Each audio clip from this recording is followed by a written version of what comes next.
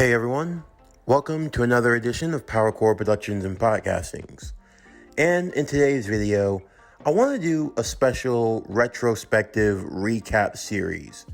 As you all know, next week we are going to be getting into the Boruto Son of the Sorcerer series, What If Boruto Was a Sorcerer, which will be a sequel to a series that we did on this channel a couple of years ago, that being What If Naruto Was Trained by Dr. Strange, Naruto Mystic Adventures.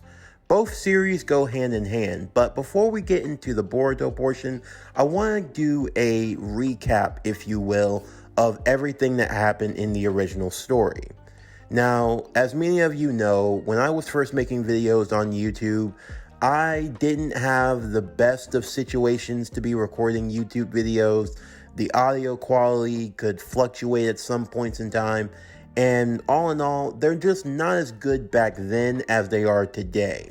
So for anyone that needs a refresher, or if you would just rather listen to the Cliff Notes version of that story, then this video and tomorrow's video will be the ones that you need.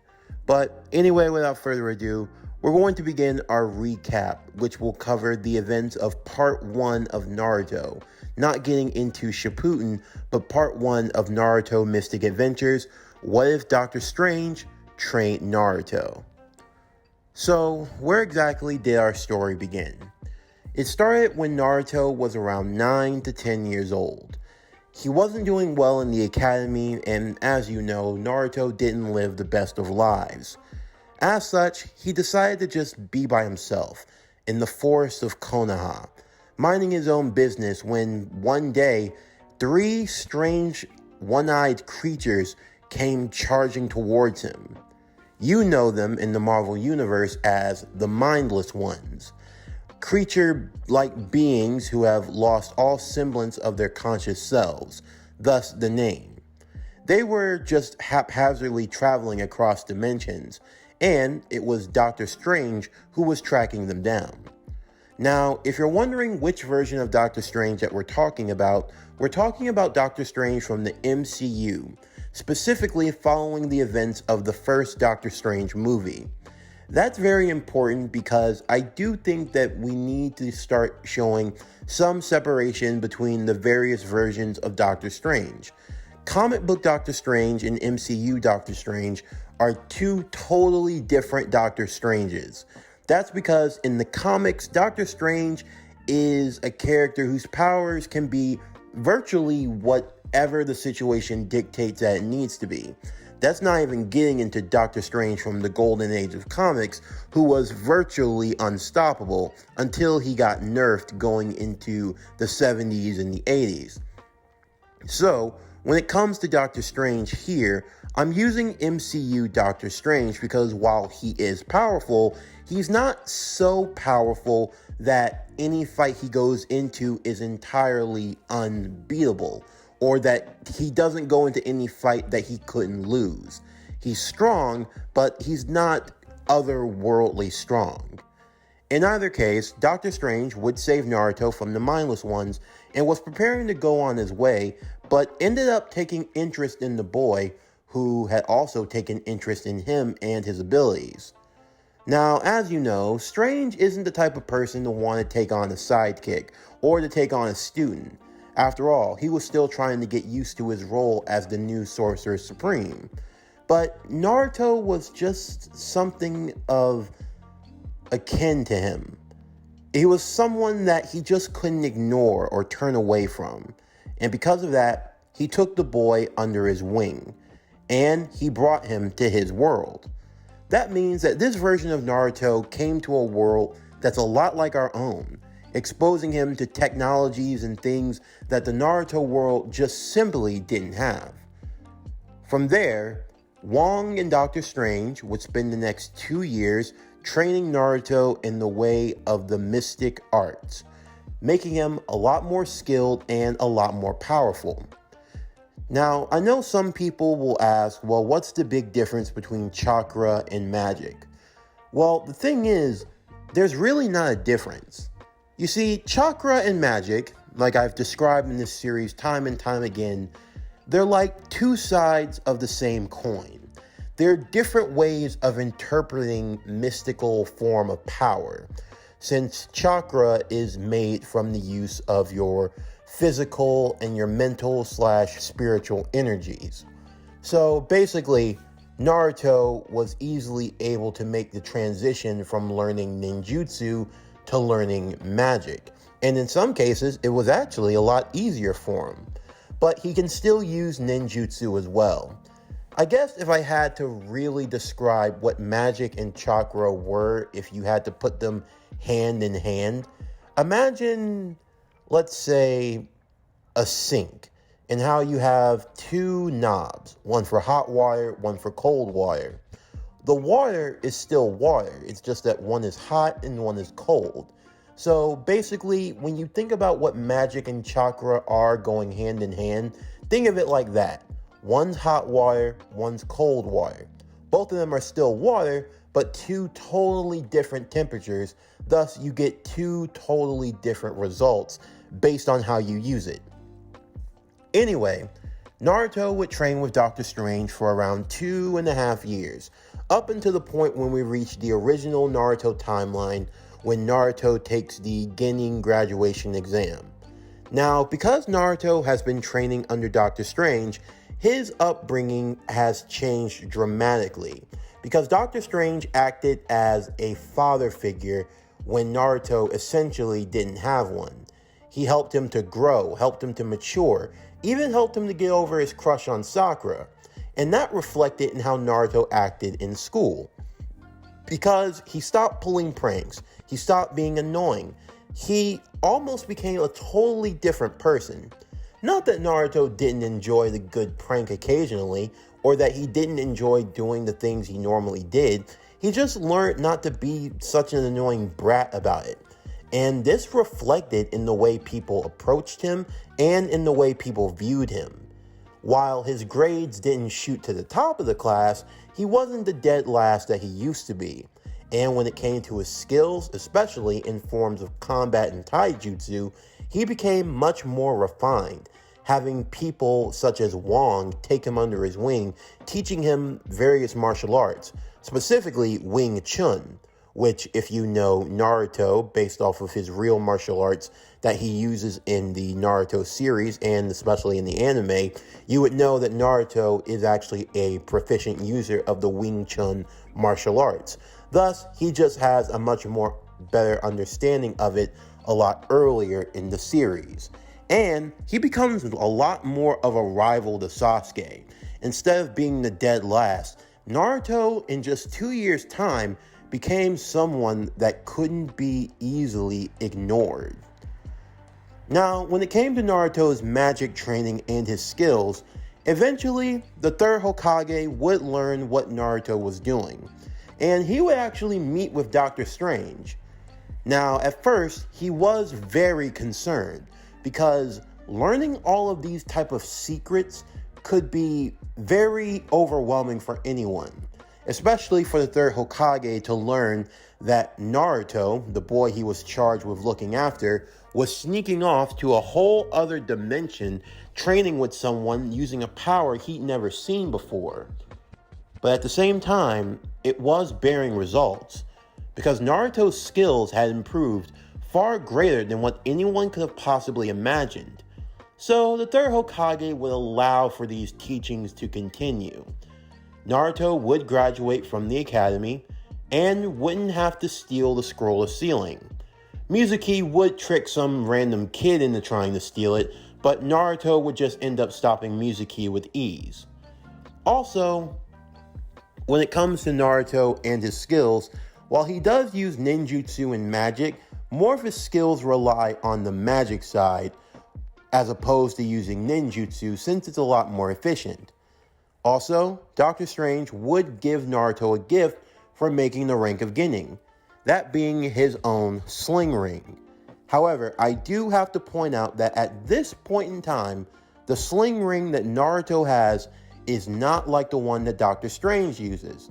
Dr. Strange has the golden sling ring, which can open up a portal to anywhere he wants to go, any part of the world, and sometimes even other dimensions. whereas Naruto was given a specifically custom-made sling ring, that being the silver sling ring. You could say it's like a prototype or a sling ring for kids. Essentially, with the silver sling ring, its function works just like the regular one, except Naruto can't open a portal to another dimension. The sling ring is basically tethered to Naruto's world, and Naruto can only open portals on his own world. So Naruto can't travel to any other dimension, but the sling ring can always lead him back to his home dimension, his home world where he comes from. So here's the best example that I can give you for how Naruto's sling ring works, using various characters who can open up different dimensions in Naruto.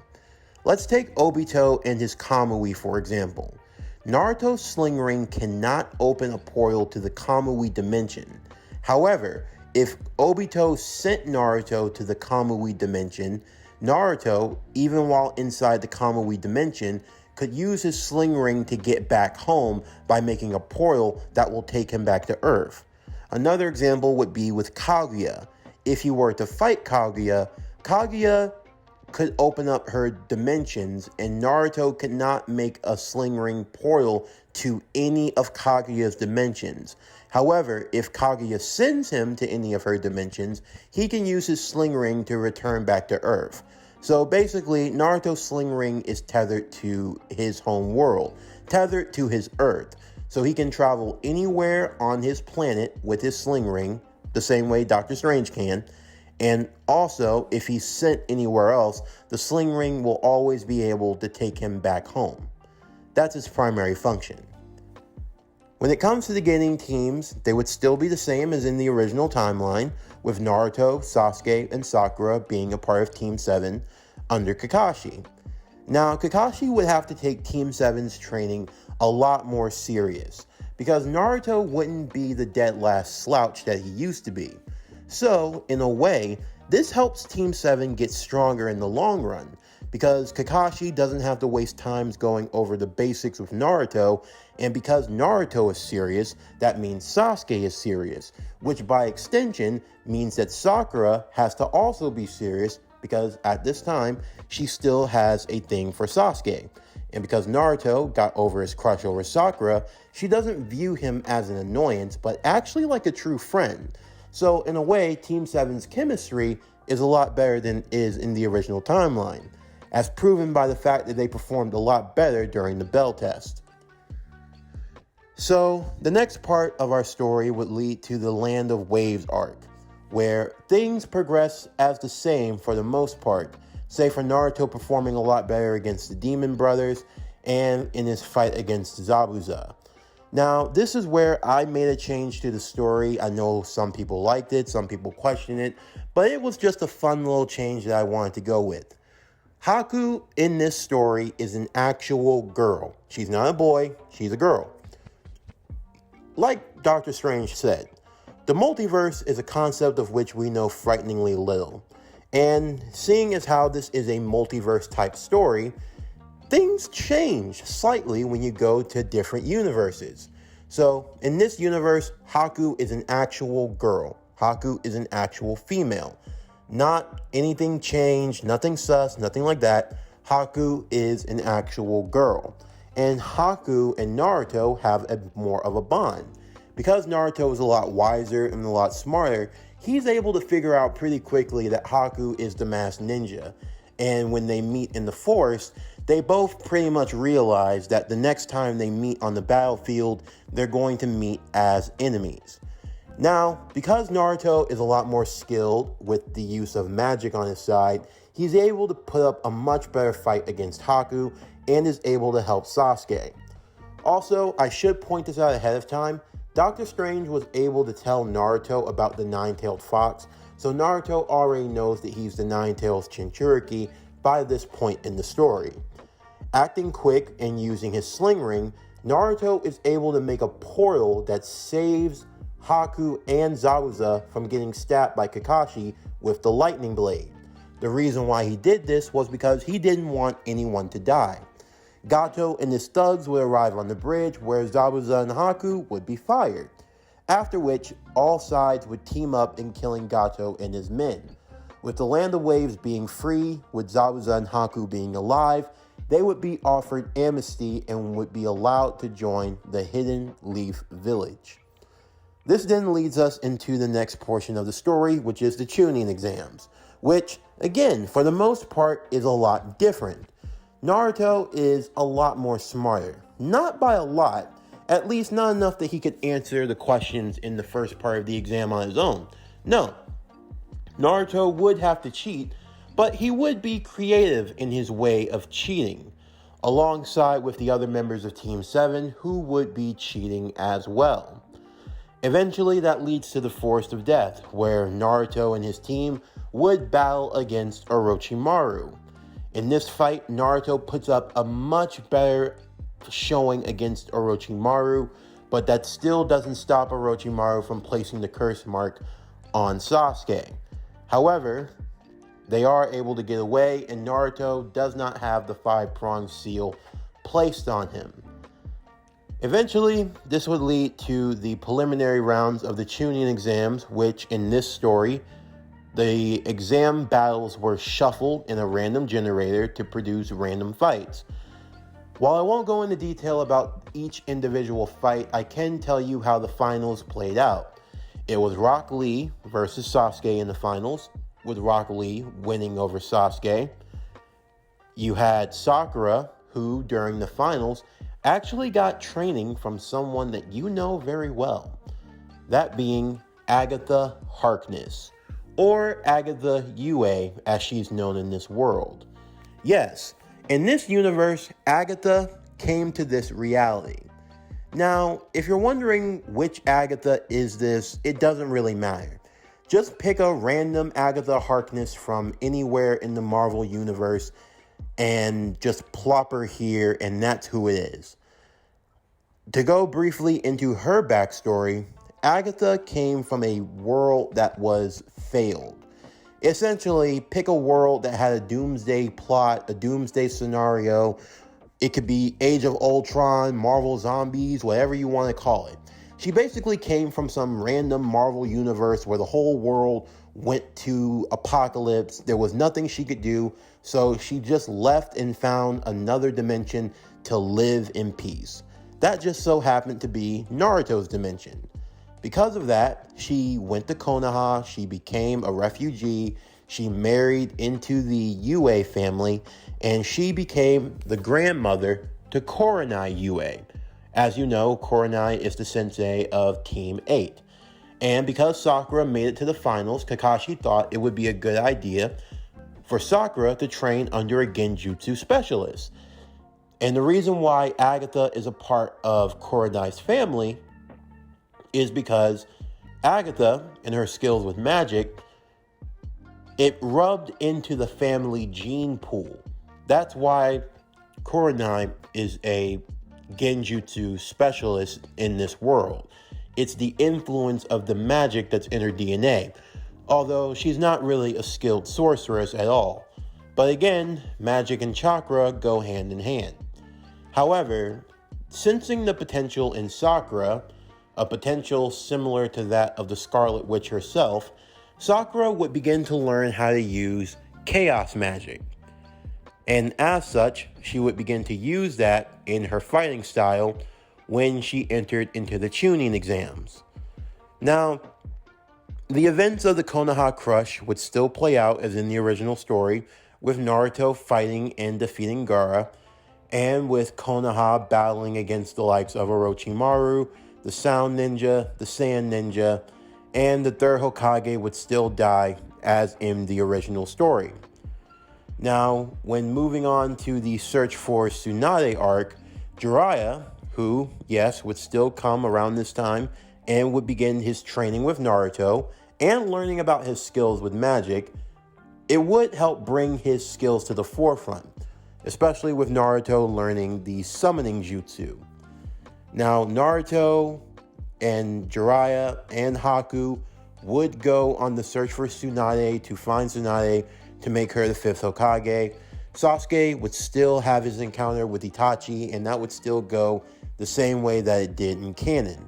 However, Because Naruto is here, and because of his skills and abilities, it allows him to learn the Rasengan a lot better and a lot more efficiently than he did in the original timeline. Because of this feat, Naruto is able to convince Tsunade to become the 5th Hokage, and, keeping in mind his sling ring, is able to open up a portal that takes them directly back to Konoha. This plays a major role in the story. Because of this, they're able to leave a lot sooner before Orochimaru can even strike a deal with Tsunade. As such, Tsunade would go on to become the 5th Hokage. As for Sasuke, Sasuke would still be tempted to lead down the path of darkness and to receive training from Orochimaru, seeing just how powerful not only Naruto, but Sakura were becoming.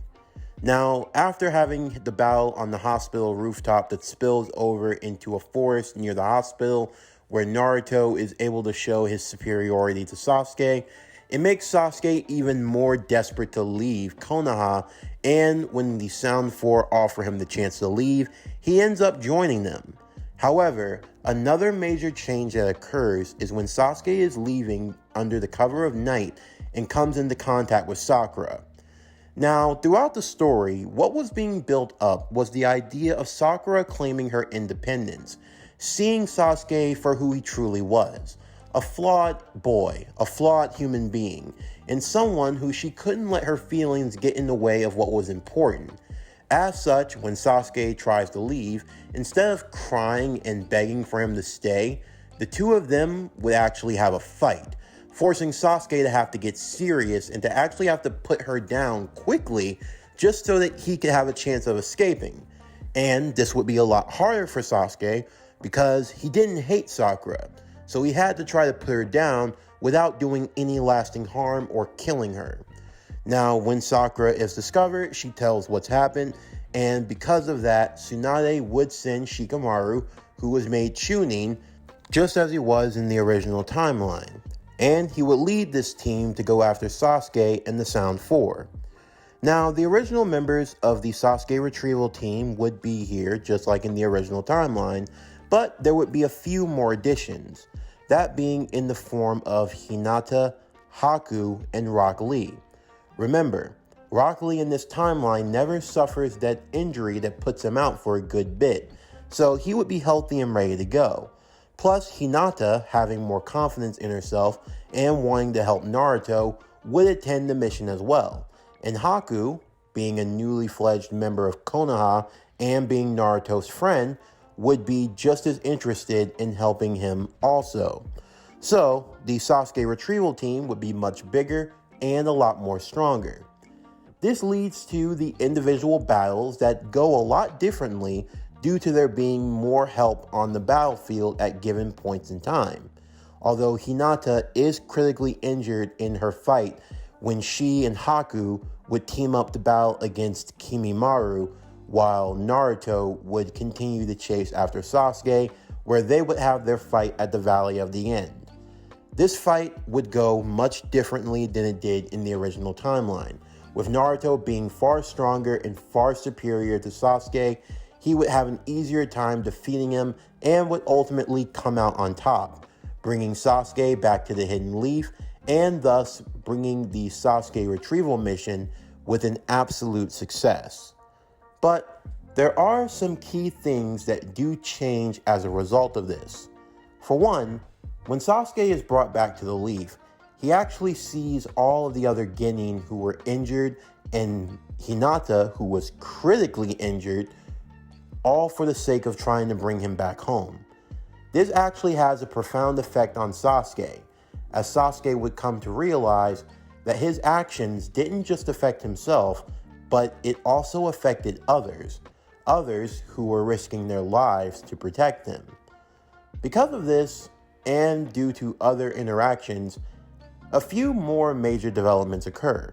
For one, Hinata gets over her crush for Naruto. Not that she doesn't care about him, but she sees how much Naruto and Haku get along with one another, seeing how close they're becoming, and ultimately she decides to back away. But that doesn't mean Hinata's left alone, because someone else takes an interest in her, that being Sasuke. As Sasuke would get a chance to see Hinata's strength and resolve, he saw all the qualities that he could come to love in a person. And as such, while not immediate, things do begin to form between Sasuke and Hinata. As for Sakura, well, because of her developing her more stronger and more independent attitude, it allows herself to open her heart to other people. As a result, she gives Rock Lee a chance, and you never know what could come from a union like that.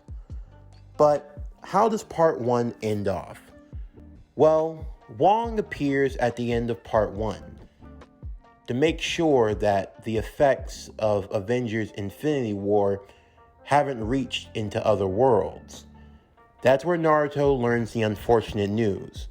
Yes, during around this period of the Sasuke retrieval mission, the events of Avengers Infinity War were taking place, with Thanos, the Mad Titan, gaining all 6 Infinity Stones and snapping away half of all life in the universe, which unfortunately included Doctor Strange. But even in the midst of this tragedy, it did provide a golden opportunity. Jiraiya would ask Wong if he would be willing to shelter Naruto and himself for at least 2.5 to 3 years' time. That way, Naruto could get a chance to train and prepare for his fight with the Akatsuki, as well as being in a place where the Akatsuki couldn't find him. Wong would agree to this, as Naruto was a friend and a student of his, and he wanted to look after him in Strange's honor. In the meantime, Sakura would continue her training in the mystic arts under Agatha Harkness, as Sakura learned her affinity for chaos magic. As for Sasuke, well, Sasuke wasn't left in the dust. If you'll remember, during the events of Phase 1, there was a certain Asgardian, now member of the TVA, who was going about looking for strong and powerful recruits to help him in his fight. Among them, he found Naruto, but now wasn't the time to recruit him. And because of how the TVA and how time works, years that could pass by for some people, it's only mere moments for them. So Loki was taking the time to allow his team to develop into the people that he would need in his battle against the Scarlet Witch and the Dark Ones. But using that time, he took an interest in Naruto's teammate, someone that he kind of viewed as a kindred soul, seeing his own relationship with his brother, Thor, in the relationship between Naruto and Sasuke. As such, during the events of the time skip, Loki, while undercover, would take Sasuke under his wing, and he would teach the Uchiha the mystic arts as well. As for Haku, she would actually become the student of Lady Tsunade, and she would go on to learn medical ninjutsu as well as learning to improve in her chakra control as well as her ice release Kekkei Genkai. And for Zabuza, he joined the ranks of Konoha's elite shinobi, a member of the Jonin squad. And this is the conclusion of part 1 of What If Doctor Strange Trained Naruto? Naruto Mystic Adventures, the Retrospective, Part 1. I do hope that you've enjoyed this recap, allowing us to stroll down memory lane to stories gone by, one of the primary stories that launched the anime Marvel universe into the forefront. Stay tuned tomorrow as we'll continue with part 2 of our retrospective, covering the events of Naruto Shippuden. As always, if you've enjoyed today's video and everything else that we have to offer, then please don't forget to like, comment, subscribe, share, and hit that bell for post notifications so you can always stay up to date on everything that is PowerCore Productions and Podcastings that has to come out now and in the future. Stay tuned for tomorrow's video as we continue with the Naruto Mystic Adventures What If Doctor Strange Trained Naruto, the Retrospective, Part 2. But that's going to do it for the end of today's video. I'm Javon Harrington signing off, and I'll see you next time.